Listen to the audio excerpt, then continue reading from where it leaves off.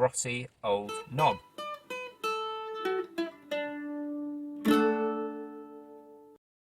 Hi everyone, Jamie at Cluey Amateurs here, and today we're back in my Toyota Celica.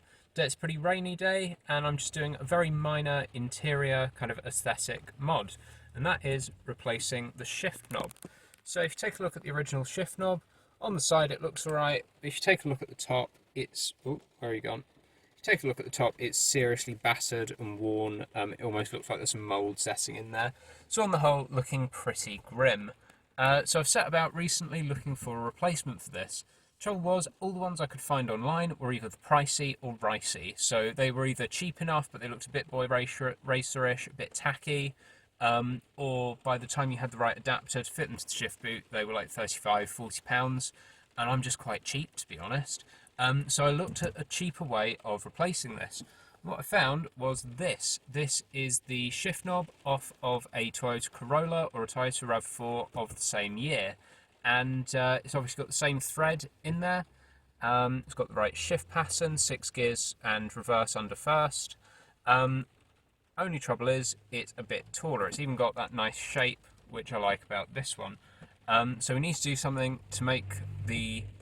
to get the thread to the right place so it sits nicely in our new shift knob. So let's start by getting this one off. Now, to remove these, you just want to give them a really good twist. Now, I've already loosened this one off. If it's not coming when you twist, just twist harder. It will come eventually. And we'll pop off our grotty old knob. So, next up, just tilt the camera. To get this piece of centre console off, all you do is grab here and pull. And this is really handy if ever you need to access any of your AC electronics, windows, or your cigarette lighter. And we can just lift that out. Now, if you want it right out of the way, you can unplug all of the plugs up this end. Personally, I'm just going to leave it hanging. Now, what they've done in the Celica is they've put this plastic ring on the shifter, which then butts up against this plastic ring on the shift boot and holds it at the right height for the stock shift knob. What we're going to do is unscrew this to make room for this one, and then this will sit at the right height. So this takes a little while, a little bit of force, but you'll just want to keep turning. Again, I've already loosened this off because you don't want to see me just sat here for 5 minutes undoing a bolt.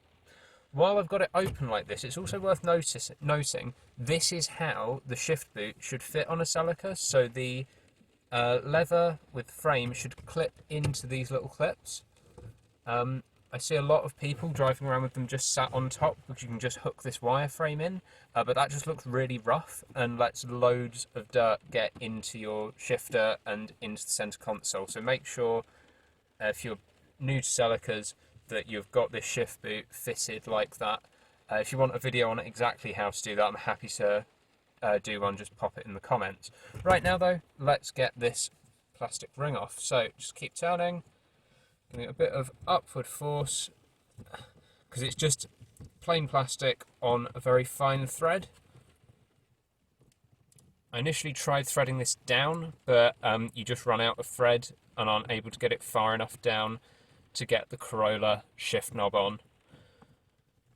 So keep going until that just pops off. Keep that safe though, because if you ever want to return it to stock, say you're selling the car or something, you do want to be able to have that back on there. Right now though, we're going to get the centre console and the shift boot back in. So thread the shift boot on first, make sure that's nicely seated on the shifter, and then pop everything back in. At which point you can grab your shiny new shift knob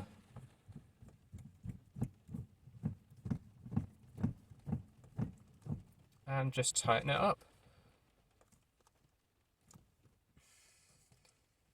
And there we have it, one nice shiny Corolla or RAV4 shift knob in your Toyota Celica.